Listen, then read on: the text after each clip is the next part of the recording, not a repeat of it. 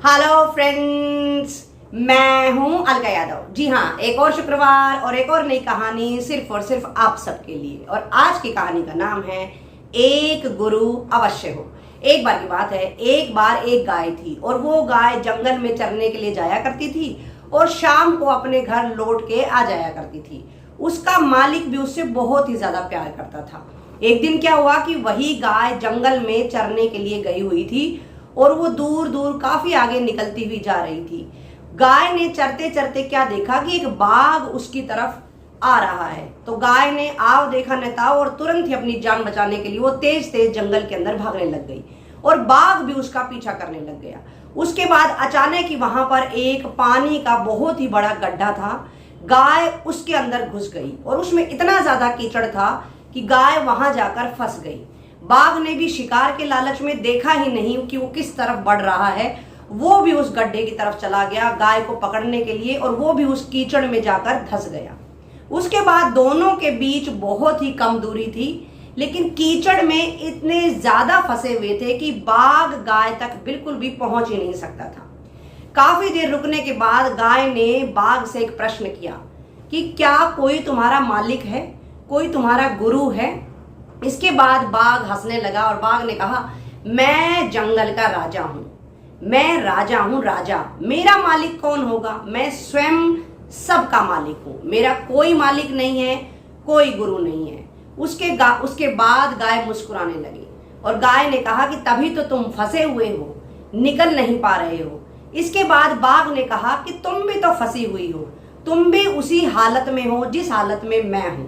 लेकिन ये बात सुनकर गाय मुस्कुराने लगी और गाय ने कहा कि ऐसा नहीं है, मैं शाम को अपने आप अपने घर लौट जाती हूँ और जिस दिन मैं किसी भी कारण से अपने घर नहीं लौट पाती हूँ तो जो मेरा मालिक है वो मुझे ढूंढने अवश्य आता है और वो आज भी जरूर आएगा और मुझे यहाँ से निकाल कर ले जाएगा।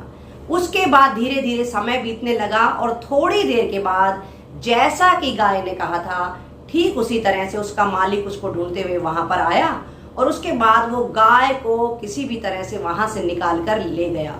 और जो बाघ था वहीं कीचड़ में और धंसता चला जा रहा था, धीरे धीरे और धंसते हुए चले जा रहा था और गाय बचकर अपने मालिक के साथ अपने घर खुशी खुशी जा चुकी थी। तो देखा दोस्तों, इस कहानी के माध्यम से मैं भी सिर्फ यही बताना चाहती हूँ कि हमारा जो जीवन रूपी समुद्र कहें या हमारा जो एक जीवन है, इसमें हम बहुत बार समस्याओं का सामना करते हैं, कठिन परिस्थितियों का सामना करते हैं। तो उन समस्याओं और कठिन परिस्थितियों से अपने आप को बचाने के लिए हर एक व्यक्ति को एक गुरु की, एक मालिक की जरूर आवश्यकता होती है।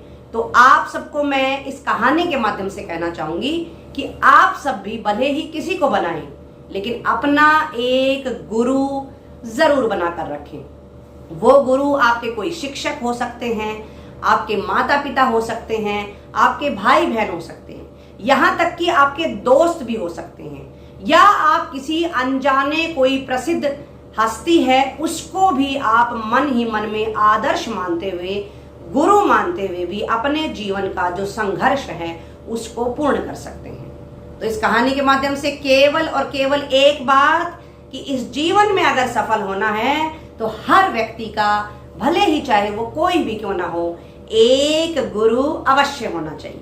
मैं तो अपना गुरु बना चुकी हूँ, अब बारी आप लोगों की है। फिर मिलेंगे दोस्तों, नमस्कार।